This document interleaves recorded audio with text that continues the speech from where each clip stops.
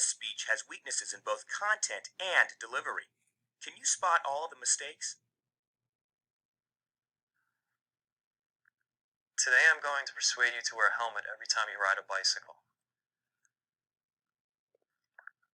There are 85 million bicycle riders in the United States. Over 900 bicyclists die in the United States each year. Bicycle crashes and injuries are underreported since the majority do not involve emergency room visits. More bicyclists were killed in urban areas than in rural areas, 61% compared with 36%. A study from Western Australia shows that helmet use has reduced the incidence and severity of head injuries there. The study is based on hospital data and shows that the number of closed head injuries was cut in half with increased helmet use over time. Helmet use in the United States varies by orders of magnitude in different areas and different sectors of the society. While white-collar commuters probably reach 80%, while inner-city kids and rural kids would be 10% or less.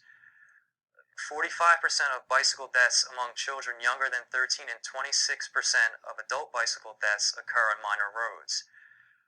Adult bicyclists are more likely than children to be killed on major roads, 65% compared with 46%. Bicycle helmets have been shown to reduce the risk of head injury by as much as 85% and the risk of brain injury by as much as 88%.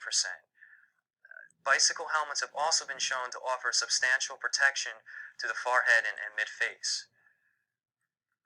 Children under age 10 are at greater risk for serious injury and are more likely to suffer head injuries than older riders.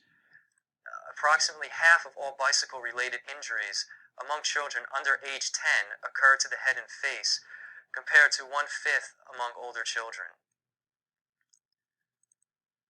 In conclusion, you should always wear a helmet. Questions?